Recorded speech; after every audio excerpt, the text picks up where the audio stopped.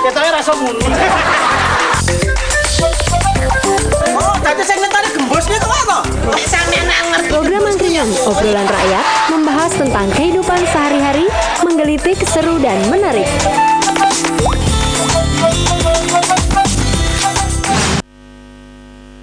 Bangsa Indonesia akan mengukir sejarah baru dalam pesta demokrasi.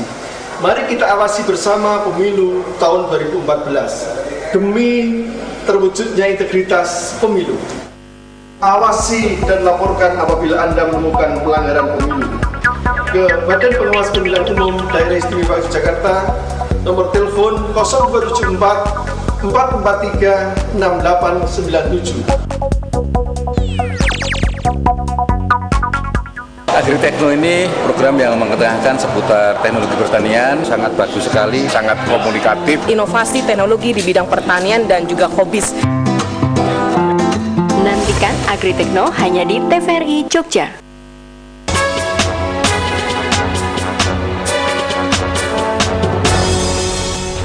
Ya, terima kasih. Anda masih menyaksikan Ranah Publik. Menyemprit pemilu adalah tema kita dan kali ini kerjasama dengan jurusan Politik dan Pemerintahan Visipol UGM. Saya akan meminta teman-teman audiensi studio yang ingin bertanya. Saya silakan. Ada teman-teman mahasiswa yang barangkali juga memiliki pendapat. Ya, silakan di belakang. Boleh sebutkan nama, pertanyaan ditujukan kepada siapa? Nama saya Fajar. Silakan berdiri, Fajar. Ya.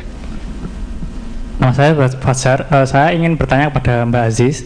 Nah, saya punya cerita begini. Waktu pemilihan gubernur dulu di tempat saya, ibu saya sudah mengenal salah satu calon.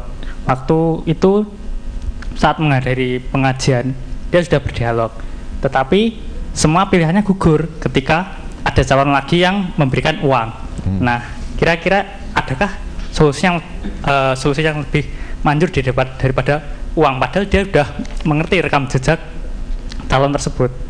Kalah dengan mereka yang memberikan iming-iming atau sudah uang diterima begitu atau bagaimana? Iya, sudah. Oh, baik ya. Saya yakin tidak di DIY ya, karena di DIY tidak ada pemilihan gubernur ya. Jadi kejadiannya di DIY. Asli mana Fajar kalau boleh tahu? Madiun, Jawa Timur. Oh, dari Jawa Timur. Baik, kita akan ke penelpon. Selamat malam, Ranah Publik. Selamat malam. Halo, di 5800800 silahkan. Selamat malam. Selamat malam. Ya, silakan di 0274 5800800. Terputus. Ya, silakan mencoba kembali. Anda bisa menelpon di 0274 5800800. Silakan Bu Aziz untuk menanggapi. Ya, itu pertanyaan yang saya kira ada di banyak benak masyarakat Indonesia saat ini ya. Kalau pemilu periode yang kemarin kampanyenya adalah terima uangnya, jangan coblos orang, jangan contreng orangnya ya. Kalau yang sekarang kan memang sudah jangan terima uangnya dan jangan pilih orangnya. Jadi saya kira di dalam instrumen yang kami susun ada salah satu item pertanyaan yang justru kemudian pertanyaannya adalah apakah caleg atau kandidat tidak pernah memberikan uang atau bantuan berupa apapun kepada Anda ataupun lingkungan sekitar Anda. Kalau jawabannya tidak pernah berarti itu yang sebenarnya kita cari. Oh, yang tidak? Atau? Yang tidak pernah memberi, itu sebenarnya yang kita cari. Baik. Artinya kan memang saya kira tadi jangan terima uangnya dan kemudian jangan pilih orangnya, itu menjadi salah satu tagline yang harus terus-menerus kita perkuat, karena hari-hari ini kan hujan uang ada di mana-mana. Itu yang kemudian hujan door prize juga ada di mana-mana, sehingga kemudian itu tadi cerdas itu termasuk juga menyaring apakah memilih itu hanya karena tebal amplopnya atau karena dia memang punya sesuatu yang bagus untuk ditawarkan. Meskipun tadi ada pertanyaan dari Pak Narto tadi kalau tidak salah ya, kalau kemudian saya saking bingungnya karena ada 70-an partainya juga banyak pelanggaran. Nah, saya kira kalau toh pelanggaran kita juga perlu melihat apakah kalau memang artinya kan pilihannya adalah memilih dari yang tidak terlalu bagus itu. Pelanggarannya kan kita bisa ukur itu pelanggaran besar atau pelanggaran yang kecil. Artinya ya daripada nanti tidak memilih sama sekali dan kemudian hak suaranya itu mubazir, ya pilihlah yang paling damage-nya paling kecil. Itu saya kira itu yang perlu dilakukan. Baik, ya kita akan ke penelpon dulu. Selamat malam. Halo. Halo. Ya, dengan Bapak siapa di mana? Halo, selamat malam. Selamat malam, Ranah Publik. Silakan Pak. Maaf ini Saya Pak Tri dari Kalasan. Pak Tri Kalasan, silakan Pak Tri. Iya, mungkin kita semua ini terjebak pada event pemilu ya. Mestinya pendidikan politik itu kan lebih penting keteladanan politikus dalam kehidupan sehari-hari maupun dalam kehidupan berparlemen. Ya, kita ini sekarang kelihatannya membicarakan pendidikan politik ketika pemilu akan berlangsung. Sebenarnya pemilu ini kan sebenarnya hanya ngunduh atau memetik hasil dari pendidikan politik selama setahun atau 5 tahun itu. Sehingga sebenarnya pendidikan politik harusnya berjalan selama 5 tahun itu berlangsung. Kalau kita hanya terjebak pada masa-masa kampanye, masa-masa pemilu itu sebagai pendidikan politik, kita akan selalu terlambat. Sehingga sekarang kan menjadi orang, ada beberapa yang apatis karena apa? Tidak berjalannya pendidikan politik dalam perpolitikan secara nasional. Baik, ya Pak Tri. Nah, itu menurut saya kuncinya seperti itu. Baik, Pak Tri. Ya, sebagai seorang pemilih yang cerdas, kalau Bapak menentukan pilihan pada pemilu nanti, kira-kira apa yang menjadi pertimbangan-pertimbangan Bapak? Kalau saya track record, jadi track record caleg-caleg itu sebenarnya kan bisa di-tracking baik melalui teknologi informasi maupun dari bagaimana informasi dari partai politik dia berafiliasi. Di antara nama-nama yang kemudian berseliweran ini, Bapak sudah menentukan pilihan, sudah ada yang paham track recordnya, Pak? Iya, beberapa sudah, tetapi yang beberapa juga yang tidak jelas seperti informasi-informasi tentang kader-kader sekarang yang menjadi caleg, itu track recordnya nggak ada sama sekali, itu ya susah itu. Seakan-akan muncul begitu saja, ini siapa, seperti dari Kota Gede tadi, di Kota Gede saja nggak ngerti ini dari mana, ini orangnya siapa, begitu. Ini sebenarnya kan juga menjadikan kita nanti memilihnya asal memilih. Baik, ya. Terima kasih Pak Tri untuk teleponnya.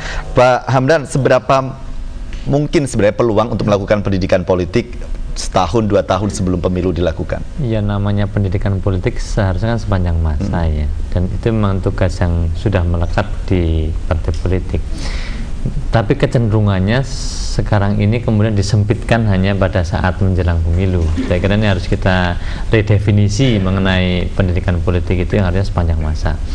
Nah, ini saya kira sebuah kritik untuk partai politik ya, yang tampaknya memang perlu lebih giat untuk melakukan pendidikan politik, sehingga masyarakat itu tidak hanya disuguhi informasi-informasi yang sesaat, tapi bisa mendapatkan informasi yang utuh mengenai misalnya bagaimana dia sebagai warga negara haknya seperti apa, kemudian bagaimana tidak hanya sekedar cara mencoblos tapi sistem pemilu itu seperti apa gitu. Jadi dia memahami secara utuh proses, memahami secara utuh tahapan dan juga hal-hal lain yang menjadi hak dia sebagai warga negara. Ya, Bu Aziza, kalangan pendidikan tinggi sendiri bagaimana mengambil peran ini selain ketika pemilu akan dilaksanakan? Ya, kalau kami sendiri kan tadi yang saya sampaikan bahwa sebenarnya pemilih cerdas tadi kan juga perlu pada tahap setelah pemilu, kemudian ada proses-proses dia mengawal kinerja anggota dewan dan seterusnya. Nah, kalau dari kami maka kemudian selain kemudian melakukan kerjasama dengan berbagai macam pihak, misalnya saja tadi Pak Kaprodi kami jelas seringkali kemudian menulis ya. Karena kami senjatanya kan juga pena, itu jadi salah satu senjata. Melalui tulisan-tulisan, melalui berbagai macam pola-pola advokasi untuk penyusunan kebijakan misalnya, yang itu yang coba kita lakukan. Ya, meskipun memang selama ini kan ada seringkali ketika kita misalnya menyusun kebijakan gitu ya, itu kita bersama-sama ada serangkaian diskusi dengan berbagai macam pihak, meskipun memang ujung akhirnya ketika di Dewan itulah yang akan menentukan. Artinya memang ada dua sisi, dan saya kira karena semua tadi kecerdasan masyarakat soal politik itu kan sudah semakin luar biasa sekali, sudah semakin meningkat, sehingga sebenarnya media pengawasan itu ya ada di mana-mana. Bisa dilakukan dalam bentuk apapun. Ya, kita akan ke penelpon dulu, Bu Aziza. Selamat malam. Ranah Publik, selamat malam. Selamat malam. Iya, dengan Bapak siapa di mana? Pak Suradi. Pak Sunardi. Silakan, Pak. Iya. Iya. Halo. Iya, silakan Pak Sunardi. Begini, Pak. Sebenarnya kami ini pengennya golput. Tapi ya berhubung disuruh masyarakat jadi KPPS, ya jadi nggak mungkin kan golput. Baik. Ya menjadi KPPS kok malah golput kan nggak mungkin. Nah, Pak Sunardi jujur sekali Pak ya. Kita juga melihat bahwa selama 5 tahun berita di berbagai media tentang sepak terjang para anggota legislatif itu kan banyak yang negatif. Saya nggak tahu apakah yang positif memang nggak dimuat, tapi yang jelas pokoknya beritanya negatif. Terus yang kedua, KPU ini kan lembaga yang permanen sifatnya. Tidak seperti dulu kalau PPD atau panitia pemilihan daerah kan hanya sifatnya ad hoc. Tapi kita ini justru malah prihatin, sosialisasi dari KPU ke warga itu sangat minim. Kami itu justru malah sangat berterima kasih. Para caleg itu pada masang foto-fotonya di pinggir jalan itu malah kita menjadi tahu, oh iki toh calon anggota legislatif kita. Sementara dari KPU itu sangat minim. Nah kita ini kan yang di tingkat bawah ya Pak ya, kita tuh mau memberi sosialisasi ke ibu-ibu atau ke bapak-bapak, siswa arep nyoblos sopo, itu misalnya contoh surat suara saja kita nggak pernah dikasih ya Pak. Pernah mengajukan Pak, pernah meminta? Oh sudah kita. Jawabannya belum selesai dicetak, katanya masih proses pengadaan. Baik, Pak Sunardi, maaf Pak tadi tinggal di mana Bapak? Saya di Baciro. Oh di Baciro, baik. Kota Jogja. Jadi artinya kemudian ini mohon surat suara baik DPR, provinsi, kota maupun DPD itu boleh disebarluaskan. Nek enggak bisa banyak-banyak, yang paling enggak 1 RT 1 contoh surat suara. Jadi itu pendidikan politik yang paling minimal sekali saja itu kita nggak bisa melakukan karena nggak ada dukungan dari KPU sebagai penyelenggara. Baik, Pak Sunardi, terima kasih kami sudah bisa menangkap. Terkait kampanye mungkin sudah cukup Bapak, terima kasih. Lain waktu mungkin bisa kembali menelpon untuk bisa mendialogkan hal ini. Pak Hamdan, ini sosialisasi dirasa kurang, jadi barangkali KPU kota yang harus bertanggung jawab atau bagaimana pembagian kini? Iya, kalau sosialisasi menjadi tanggung jawab kita semua. Baik. KPU ya, karena ini organ bagian dari KPU juga. Ya, jadi memang untuk sosialisasi itu kan kita lakukan dengan berbagai macam cara. Memang kalau yang tatap muka, kalau misalnya kita bandingkan dengan 2009, dari sisi anggaran memang lebih banyak dulu, lebih banyak bisa mengumpulkan warga. Namun yang lain itu kita lakukan juga melalui berbagai macam media atau wahana. Kami misalnya kalau di KPU DIY itu kan, dan ini program nasionalnya itu dengan relawan demokrasi, dengan menyasar 5 segmen yang ada perempuan, ada difabel, ada pemilih marginal dan sebagainya. Itu kita lakukan. Nah kemudian untuk tadi saya tidak tahu apakah sudah dilakukan BIMTEK atau belum ya. Tapi memang kita mengambil waktu di akhir-akhir bulan ini BIMTEK, bimbingan teknis kepada petugas penyelenggara, ada 8.523 TPS kali 7 anggota, itu mengambil waktu di akhir Maret supaya mereka ketika memahami itu dekat dengan pelaksanaannya. Kalau terlalu awal, ini untuk teknisnya, yang teknis.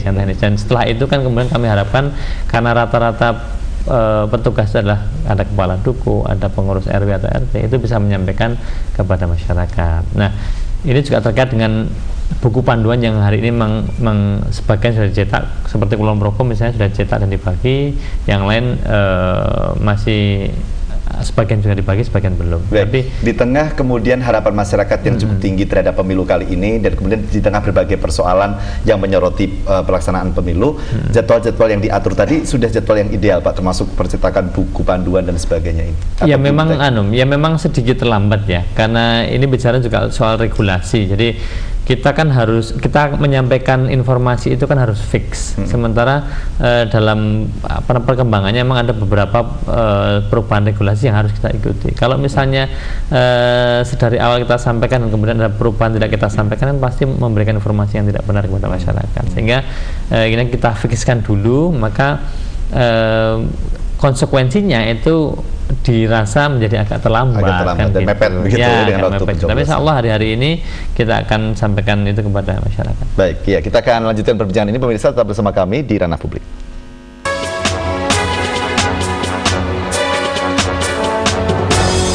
Kita sebagai seorang muslim sebaiknya harus seperti apa ketika kita menghadapi saudara kita yang menghadapi musibah? Kita mesti sangat peduli dengan sandaran apapun. Secara umum kita ini diperintahkan untuk bersikap hidup yang penuh dengan kebersamaan. Kepedulian atau kebersamaan itu kadang terjadi tidak mutlak. Harus sedemikian rupa diwujudkan dalam suka dan duka kebersamaan kita ini. Kami undang Anda untuk bergabung bersama kami di 0274 580 800. Assalamualaikum. Waalaikumsalam warahmatullahi wabarakatuh. Perpustakaan bukan sekedar menyimpan dan mengumpulkan bahan pustaka, akan tetapi perpustakaan diharapkan sebagai salah satu sarana pelestarian bahan kepustakaan, sebagai sumber informasi ilmu pengetahuan, teknologi, dan kebudayaan, serta